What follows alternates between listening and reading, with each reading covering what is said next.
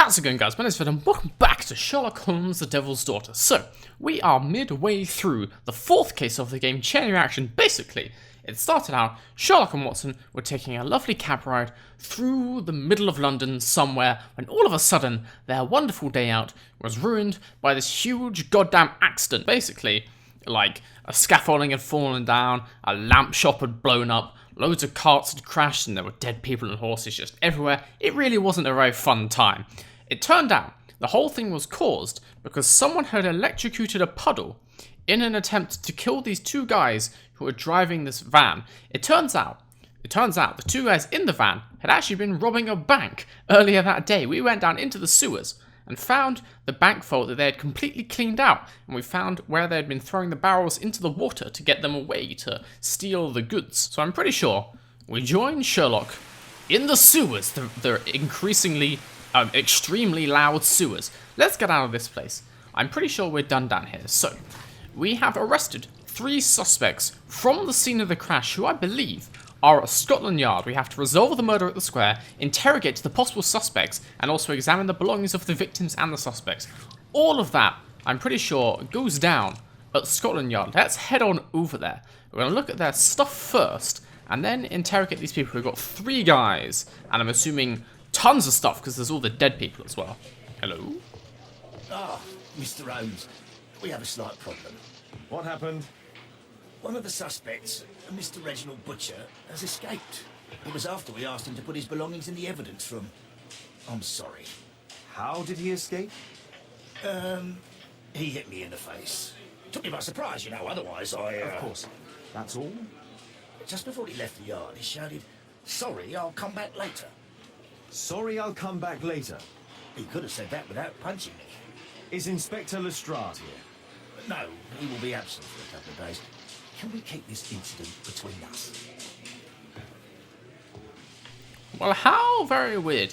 Normally, running out of a police station is the thing that guilty people do, but guilty people don't normally promise to come back.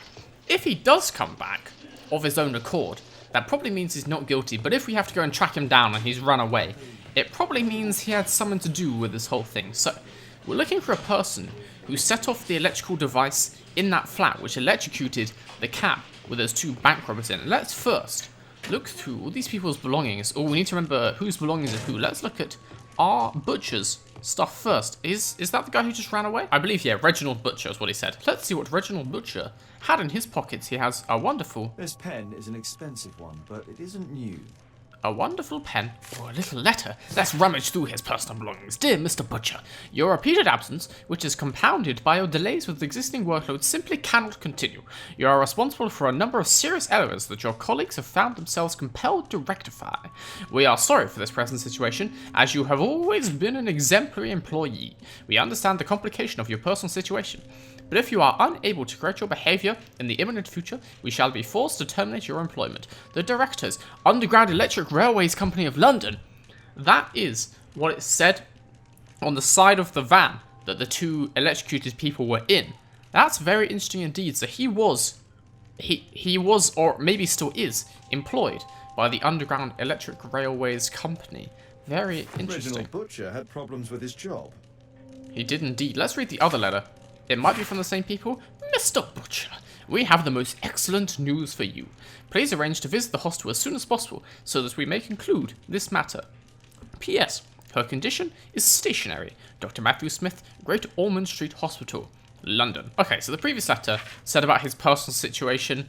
It sounds like his personal situation. Someone is in hospital. I don't know about in Victorian times, but nowadays, Great Ormond Street Hospital is a children's hospital, so maybe it's his daughter is severely unwell and he is like, it's affecting his job because he's looking after his kid. I don't know. This letter from yesterday perhaps explains why Butcher was in such a hurry. At any rate, I now have an exact address. Oh, we do indeed. Let's look at his other things. He has a wonderful frilly handkerchief. The initials M.B. Well, that's not his initials. That's, I guess, either his wife or daughter, or sister, mum, some female relation in his life, I would imagine. What the hell is that? Oh, it's a box of candy canes. Reginald Butcher is fond of sweets. The people in the cab had been eating licorice at the time of their execution. It's not the same sweets because he's eating, like, candy canes, the kind you get at Christmas. But it is sweets, nonetheless. Okay, this is the belongings of B. Fowler. Let's see what B. Fowler's been up to. Let's read the letters first. Those, I think, give the most information. Hello? Benjamin, my son. I would be so pleased if you would join me and help lead our next charity banquet, which is due to take place on Saturday, after the service. Your goodwill brings such joy, and I know that I may rely upon you.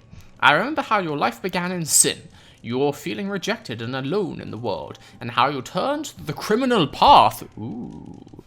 But you have found the strength within you to make the change. You became a good man. Our Lord will have mercy upon you. I shall always be happy to see you in our church, my son. God bless you, Pastor Gordon. Okay, I'm pretty sure this guy in the middle, as it looks like from the photo, he is the workman, the one who was hit in the leg with a hammer and we had to put a splint on. So apparently, he grew up in the life of crime, but now has turned to Jesus and is a religious man. My life has changed thanks to Pastor Gordon and my faith. Very interesting. It could all be a ruse, or maybe he has turned his life around and maybe he's innocent. He steers clear and he does his honest building Of poor quality. job. He doesn't appear to be too well off because he's got his cheap old whiskey. Thick leather gloves. They're probably insulating. Could be useful if you're handling things down in the sewers. What is this as well? Murad. Quite a popular brand of cigarette.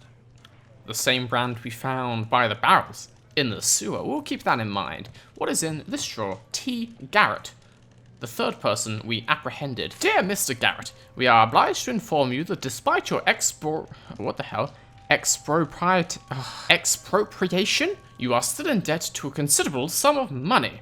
We would request that you contact our payment services as soon as possible. Otherwise, we shall be obliged to involve the police in this unfortunate matter. Mr. Stewart, Financial Director, Bank of England. So this guy, Mr. Garrett, owes the bank quite a lot of money.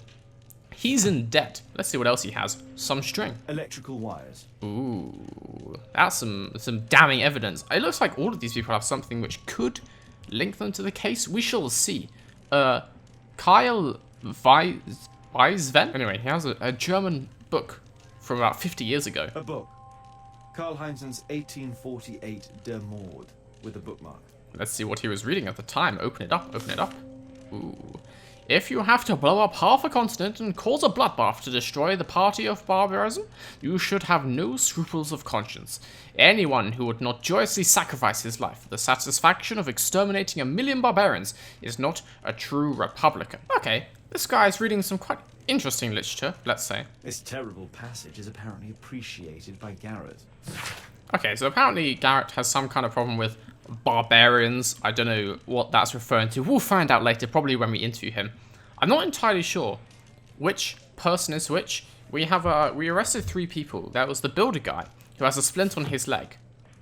And I'm pretty sure that's the guy in the middle. Fowler. Benjamin Fowler, I think. But then there's our butcher and there's Garrett. There were the 2 other people arrested. One was the really unhelpful guy who wouldn't talk to Sherlock at all. And the other guy was the guy who appeared to be in shock and was like holding his head and going like, oh god. So, one of those guys has this book about exterminating barbarians. The other one has some problem with his maybe daughter or wife or something, and a box of candy canes. I'm guessing the candy canes is the super nervous guy, but that's the guy who ran out of prison. So maybe he should have gone to visit his loved one in prison. Who knows? We've also got this thing. What the hell is this from? There's no name on the box. This might be from the dead people in the cab. Belongings of the victims. Rasco and his acolyte. Yes, that's the gun we saw before. A Webley revolver. It is indeed, and this is the box of licorice we found in the sewers. Wait, it's a different one. This one's full. Rasco is fond of licorice. Huh. The licorice was found both at the sewers and amongst Rasco's belongings. Okay, he's got a bit of a sweet tooth. Let's read this thing as well. Mauricio Alfredo Vincente. A police report about Rasco. He's only a minor criminal. Mauricio Vincente, also known as Rasco, leader of a small local gang, whose members can be identified by the gang's motif, a dog tattoo. The gang has been involved in frequent violence, robbery, pickpocketing, etc., and now apparently they're trying to rob the Bank of England, which is quite a large crime. What is this? A standard deck of playing cards. Okay, cool. A normal pocket knife. Okay, standard criminal stuff. Stabby knife, deck of playing cards for, I don't know, just playing cards with. That looks like everything. In the evidence room, we now have some people to interrogate. I don't know if we should try and chase down the guy who's gone to Great Ormond Street, or if we should interrogate the people first. Since we're here, let's interrogate these people first. Hello, everybody. Oh, actually, there's the morgue too. There might be the dead bodies. Oh, yes. Let's check in the morgue. Surely our dead electrocuted people will be down here. Surely. No? Two dudes got electrocuted to death. You didn't even... Oh, whatever. Okay, fine. Let's go interview the alive people. So we've got Benjamin Garrett. And also the other guy whose name I've already forgotten. Anyway, who is in here? Please, escort this suspect for interrogation. So this is the builder. Leg and a splint. Good day to you. My name is Sherlock Holmes, and I am assisting the police with their investigation. I'm Benjamin Fowler, and I was arrested by mistake. I swear it. You have not been arrested, Mr. Fowler. You are here as a witness. Oh, but I saw nothing. I swear. Let me go. We shall see about that. We shall see about that. So apparently, he is a man of God. Let's do a character profile to confirm our findings. Surely, the first thing, he's got a... Well, okay, fine. Whoa. Oh, he used to be in the gang, but it looks like he's tried to scratch the tattoo off. Dog tattoo. Gang member. Very interesting. But also, he's got his little cross. Cross. Religious. Likes trinkets. No, I think he's religious. What else does this man have? He's got a yellowed fingernails. He's a smoker. Calloused hands. Manual worker. Look at the hands. He's a smoker. Smoker hands. Come on. There we go. Yes. Ooh, yellow nails. He is a smoker. We found cigarettes in his tray. He's definitely a smoker. And also, he has... Oh, it definitely says injured leg. It's blurred out, but it says injured leg. Come on, look at that. There we go. Improvised bandage. Injured leg. Let's validate this observation. I'm pretty sure I got that spot on. Yeah, we go. Okay then. Benjamin Fowler. A man in his 40s is a manual worker. He is involved in the reconstruction work of a statue in the square, which explains his presence at the scene of the accident and his resulting leg injury. Mr. Fowler has a dog tattoo, a gang member's mark, which he attempts to hide. Yellow nails identify him as a heavy smoker. He is a religious man. So, at one point in his life, he was part of Roscoe's gang. Maybe he's still in it, maybe not. Let's ask him some questions. Tell me about the accident. What did you see? Could you tell me what you were doing at the scene of the accident? I was working on the square's statue. I work for the council. I swear it. No, I believe you. What do you know about electricity? Do you ever work with electricity? Yes, sometimes. I repair electric lampposts, but I'm not a specialist. I swear it. It's new, isn't it? And complex and dangerous. I understand.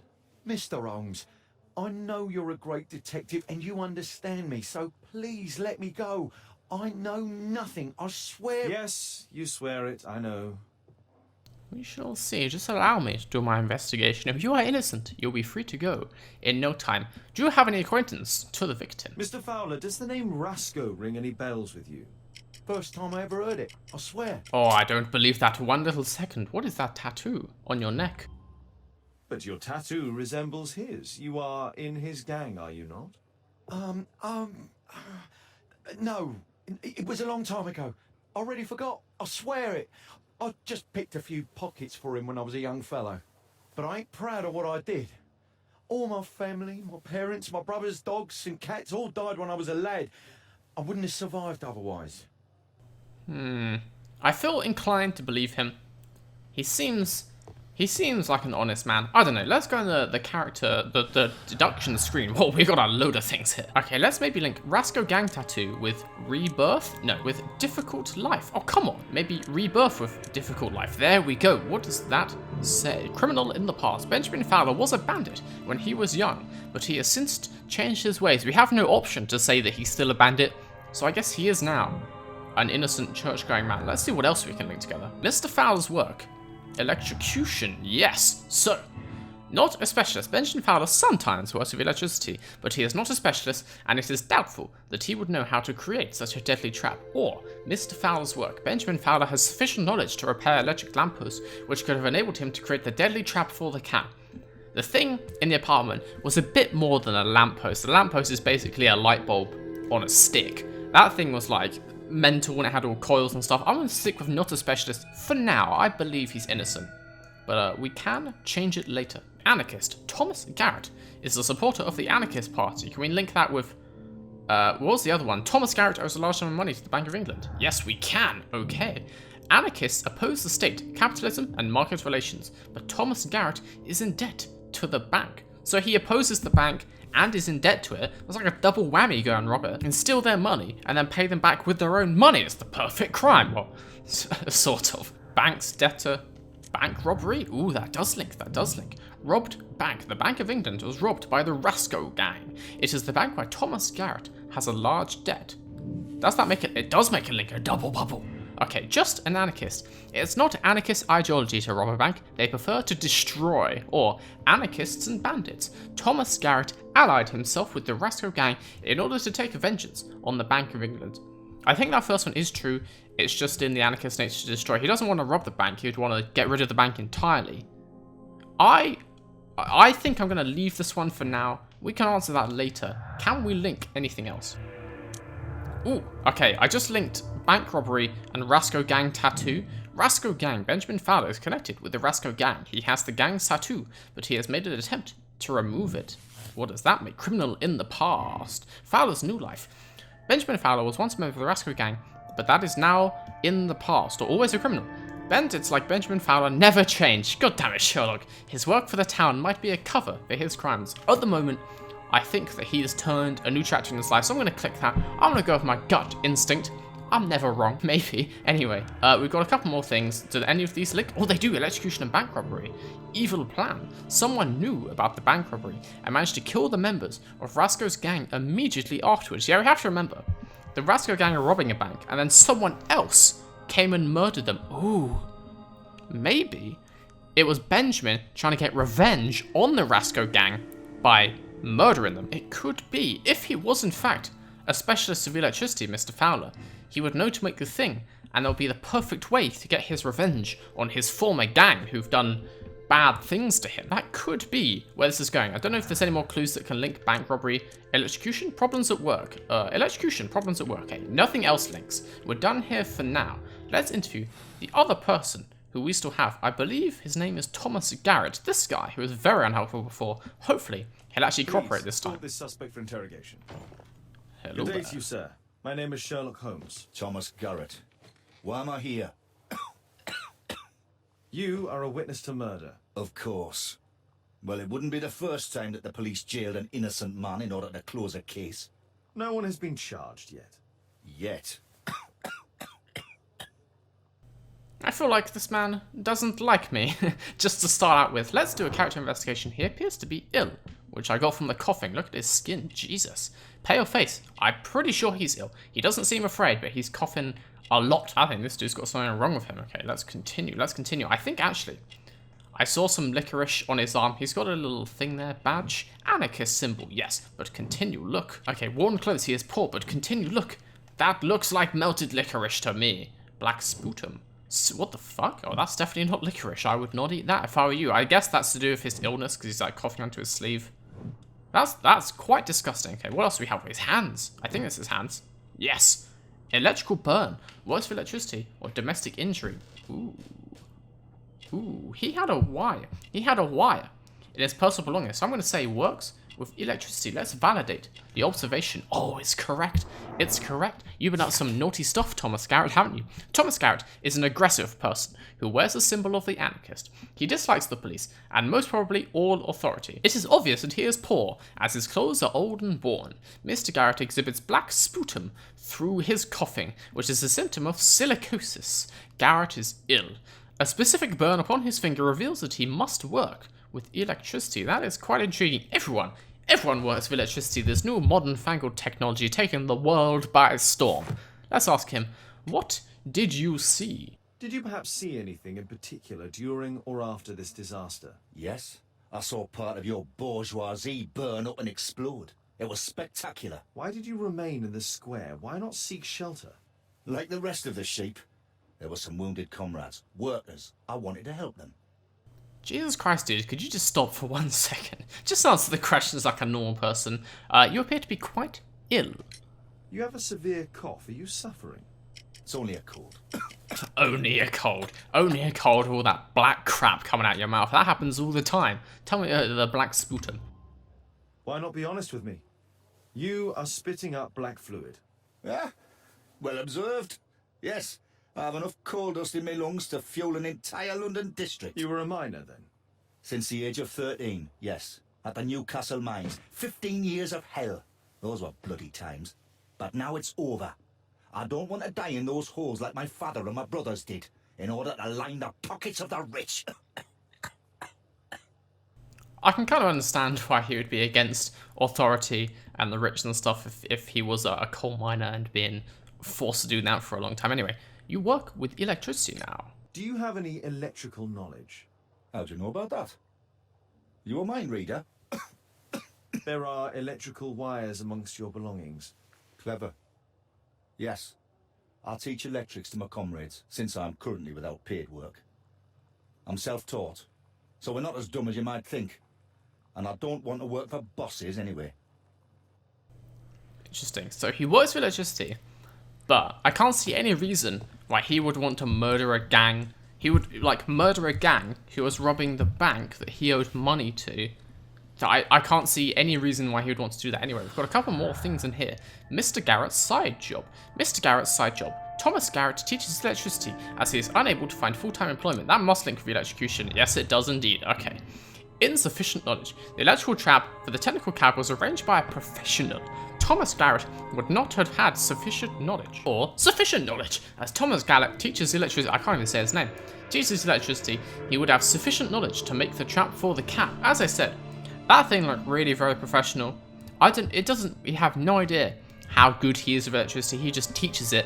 He might be teaching, like, I don't know. He might be teaching people just like how to put in lights, or it might be like making toasters and shit. I don't know what he gets up to. Let's say, he does have sufficient knowledge, but I don't believe that he would kill those people because there's like no reason he would do that. Let's go with that for now. I don't know if any of these clues link. I think we've tried these all before. We tried these all before. Okay, we're done in here.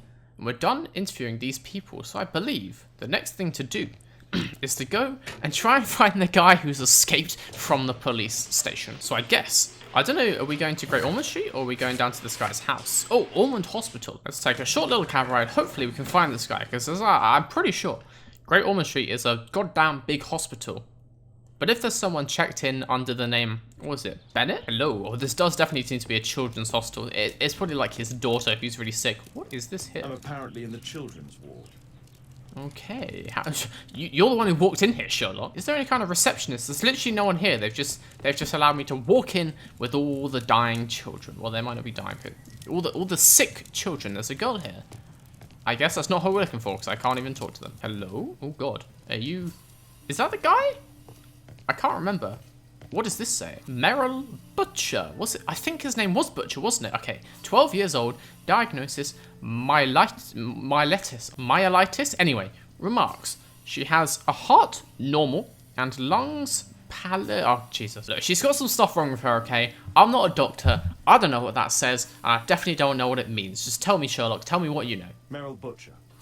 Oh, great. I read that one. Thank you. This must be our guy, then. Hello? Mr. Reginald Butcher, I come from Scotland Yard. Might we talk? All right, but not too loudly. She's finally asleep. Is she your daughter? Our pretty little Merrill.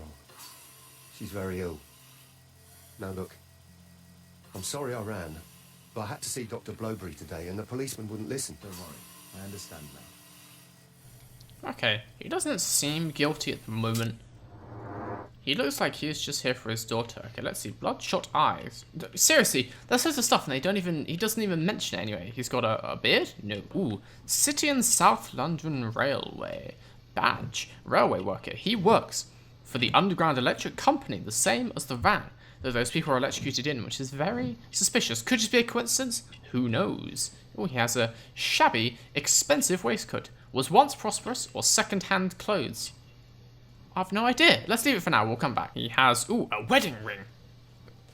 A wedding ring? I think so. He is married. He also has, ooh, fancy boots. Shiny shoes, recently cleaned. He seems to be taking care of himself. He seems to be doing all right. Oh, he's got a wonderful bracelet. That is very fancy indeed. Childish bracelet. Daughter's gift or likes decorative items. I imagine it's probably from his daughter. He keeps it as a memento. Okay, the only thing, we just have to click on this thing and decide if he is once prosperous or second-hand. I don't know if it's second-hand who it would be from. Let's go for once prosperous. Oh, no. I don't feel like either of those sound particularly, like, convincing, particularly correct. Maybe it's just, like, he's given them by his company. Second hand? Oh, you can't change them once I click validate. Please, dear God, be correct. No, god damn it. Fine. Reginald Butcher, a married man, holds the position of railway worker. He is depressed due to the illness of his daughter, of whom he is extremely fond. His shoes are shining. They have no doubt been recently cleaned. He prefers expensive clothes, but can only afford them second-hand. It's not that. Mr. Butcher loves his daughter, and is not ashamed to wear a child's bracelet to display his affection. So, the one that's wrong is that he was once prosperous. So he used to be rich, but things aren't going so good. Maybe his company is in decline, and he lent his cab to these criminals, but then electrocuted them to get his cab back. I don't know. Anyway, let's talk to him. What do you do, good sir? What do you do for a living, Mr. Butcher? I work at the office of the Underground Electric Railways Company. Then you must be familiar with electrical devices. I am indeed. Why do you ask? It is of no consequence, but tell me, what are the reasons behind the problems you're experiencing at work? Problems? What do you mean? What do you mean? Well, I read a very interesting letter this morning from your employers. You have already received a written warning. Yes. I'm often late to work. My boss doesn't understand my situation. It's difficult since my daughter became ill. I see. I see. Okay, do you know about this technical cab? It came from your place of work, after all. Coincidentally, we found one of your company's cabs in the square where the accident occurred. Really? Why was it there? I have no idea. Do you? No. But a week ago we had a technical cab stolen, along with its tools. Do you think that could be the one? It's possible. Oh, it's definitely possible. It's definitely possible indeed. Okay, so this guy definitely has a connection with the robbery in some way. Maybe it's just that he happens to work for the same company, but maybe he was trying to get his cab back. I don't know. There's a couple of things to look at here. This appears to be a picture of his deceased wife. You don't put a black sash on a photo unless that person's dead. Tell me about this, Sherlock. No, you didn't have to pick it up, but very well. A young woman lost her life. Is this by any chance his wife? Oh, Judith Butcher. Mr. Butcher's wife. It is indeed. Apparently she's been dead for about 10 years. I think this game's in 1995. 1895. But I'm not entirely sure. What does this say? Mr. Butcher, I can confirm that we are willing to admit your daughter into the care of our hospital. You will be responsible for the travel expenditure, naturally taking all appropriate precautions due to the delicate state of your daughter. Additionally, you must attend to any accommodation costs and all medical attention. The final bill cannot be summarized within this letter. It will depend, of course, upon your daughter's condition, but I must warn you that the sum may be considerable. Okay. So, Mr. Butcher has to come up with a hell of a load of money to pay for his daughter's treatment. Maybe he was helping to rob a bank because there was no other way to get the money. It's like Breaking Bad, but with a sick child instead of drugs. That's from Dr. K.O. Medin, Karolinska University Hospital, Stockholm. Wait, what the hell? That's not from this hospital. Oh, I thought it was from Great Ormond Street. Maybe he's trying to raise money and then take her there. They're like some child specialist. Maybe Great Ormond Street isn't so good at this point in time. Anyway, we've got Admission file at Karolinska University Hospital in Stockholm. very interesting. We've got something else in our deduction menu. Seriously ill daughter. Problems at work. He said he's having problems because he's spending all his time coming to the hospital. Yes, okay. What does this say? Butcher's problems. Reginald Butcher has problems at work due to the time off he has taken to visit his seriously ill daughter. Does that link with anything? No, but there's more clues. No, wait. Yes, the electrician. Reginald Butcher works for the Underground Electric Railways Company and could therefore know the layout of London's sewers. Ooh, so he could know how to get into the bank. He could indeed. Underground worker. Reginald Butcher works for the Underground Electric Railways Company. He could be familiar with the layout of the sewers from where the bank was robbed. Very interesting indeed. And actually, I think as well, because he's an electrician, he'd know how to electrocute people. He would. What does this say? Complex trap. Reginald Butcher knows how to work with electricity because of his job, but that doesn't mean he'd be capable of creating a deadly electrical trap. It might mean that. I don't know how much they work with electricity, how complex the stuff they do is. I don't know. Anyway, Reginald Butcher knows how to work with electricity. It is his job. He would have been able to trap the cab and activate the device. And he was standing right by it. It's entirely possible. That is possible. So I'm going to go with that. It's possible. It doesn't mean he did it. Let's see what this one says. Butcher's love. Reginald Butcher is not a criminal. He has a beloved daughter who is ill and needs her father. He would not risk becoming involved with bandits or Hopelessness. Reginald Butcher needs urgent medical care for his daughter. Because of this, he contacted the Rasco gang and helped them to rob the bank. Again, I'm going to leave that one just for now. See if we can find anything else which points one direction or the other. Is there any more stuff around here? You got anything else to say, Reginald? Oh, he does. Tell me, do you know of a cure in the Swedish hospital? Can she be cured? It'll take a long time, but I'm confident that we'll win this fight. I can't bear to think otherwise. Yes. Probably just a question of money. What are you talking about? It's a question of willpower, and my daughter will win. Oh, so he seems to not worry about money, or he's hiding the fact he knows we're onto something. What is this one? It's a question of willpower. Treatment of Mel Butcher, surely that's talking about the letter to the Swedish hospital? I think so. Yes, yes. I do hope so. Although the treatment at the Karolinska University Hospital is very expensive. Yeah, it's our only hope. Thanks to the good Dr. Blowberry, she finally has a bed. We're going out next week. It's our last chance. Do you have children? Yes. I have a daughter too.